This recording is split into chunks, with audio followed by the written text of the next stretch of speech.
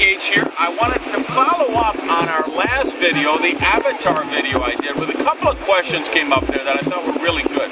I'm actually in Corsica right now, which is a French colony or French territory. It's an island off the coast of Europe. Been on a Mediterranean cruise and been in Italy and Barcelona and Cannes, and now we're here in Corsica.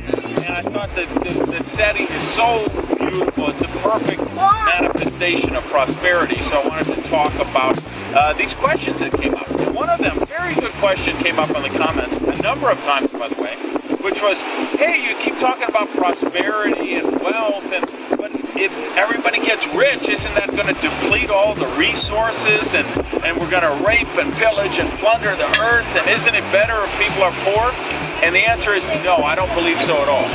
Unless you can convince all 6 billion people around the world that we should all go back and live in grass huts and eat by candlelight and not use any electricity and not wear any clothes and not do anything, that's not the answer. You know what the answer is? The answer is prosperity, because that's where innovation comes from. That's where cures to disease come from. That's how, think of the people, they're going around with signs, save the rainforest, save the rainforest. You know how many trees they had to chop down to make those signs? Why are we losing the rainforest? It's because the indigenous people are selling off the land to developers because they need the money to survive. And whereas I'm a member of a number of organizations, and you know what we do? We buy the rainforest, we deed them into a trust so they will stay there forever. And the only reason I'm able to do that? Because I'm rich. I couldn't do that when I was poor. So if you want to cure diseases, if you want to save the planet, if you want this stuff to really work, the way to move is not backwards, it's forward. It's everybody manifesting the prosperity that really is their birthright.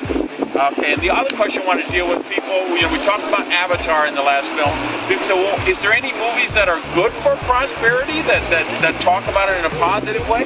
And actually, I would say recently, the 2 Iron Man movies were pretty good about that, because there's a very, very wealthy guy. I mean, look, he's a multi-billionaire in that movie, and he's doing good things. So it's a change of pace.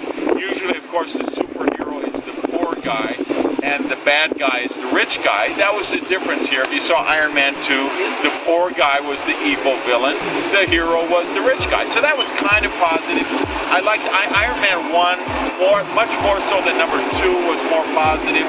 You saw his mansion and all those sports cars he had down, and yet he was a good guy.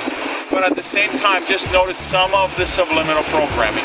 He's kind of portrayed as this really vapid guy chasing women and so it's got a lot of the usual stereotypes about wealthy people.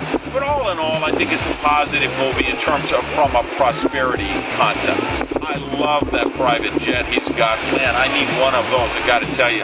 I loved his place, all those sports cars. It really showed you the fun side of having prosperity.